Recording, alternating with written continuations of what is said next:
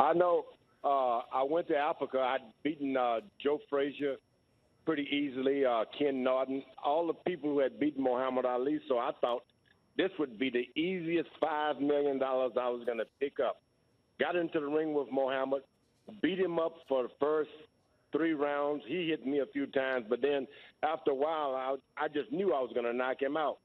I hit him hard in the 3rd round, and he looked at me as if to say, I'm not going to take this. Then he said, no way he's going to slug it out with me, and I wailed on him.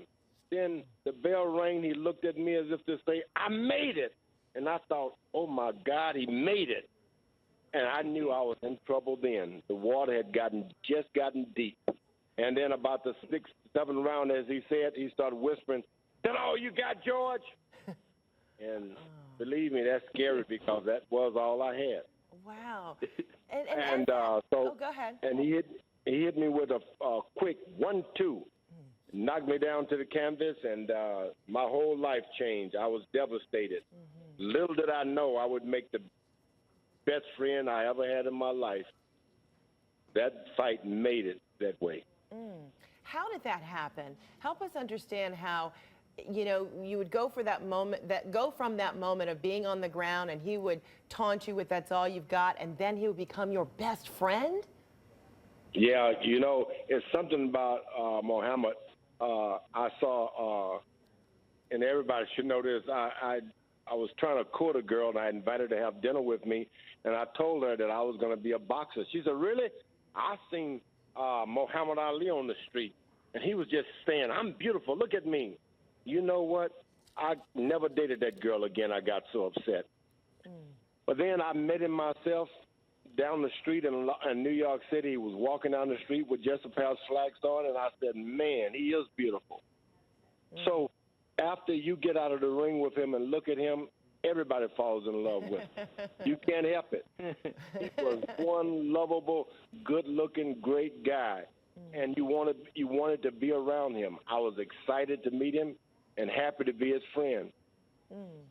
So that was the start of your relationship after Zaire. But then what about before that? When, the expectations were built that it was going to be George Foreman against Muhammad Ali in the ring. What did you think about Muhammad Ali, the boxer, the man, before you got in the ring with him? Didn't think too much of it as a man, but he was one celebrity I'd seen on television, the first guy on the news saying he was the greatest. I'm beautiful. I'd never seen anything like that. It was a phenomenon. And the guy put on a show everywhere, but I'd beaten the guys who had given him trouble. I was certain I was going to knock him out.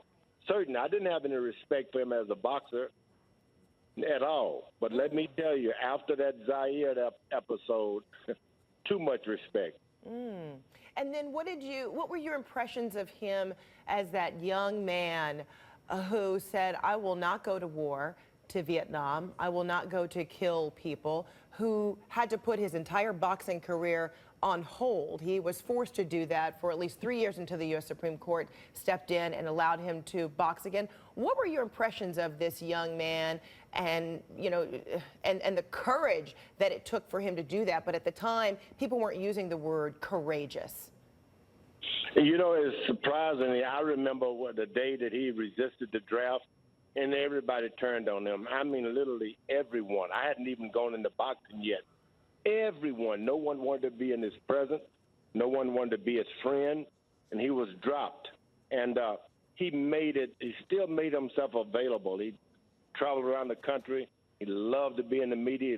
But nobody wanted to even put him on television. I was once doing an interview in Miami, Florida. He came into the gym, and they turned the cameras off because they were interviewing me for my fight. They turned the cameras off until he got out of the way. That's what happened to Muhammad Ali. And, of course, he had his second chance to come back, and, boy, the greatest show on earth, he was the greatest show.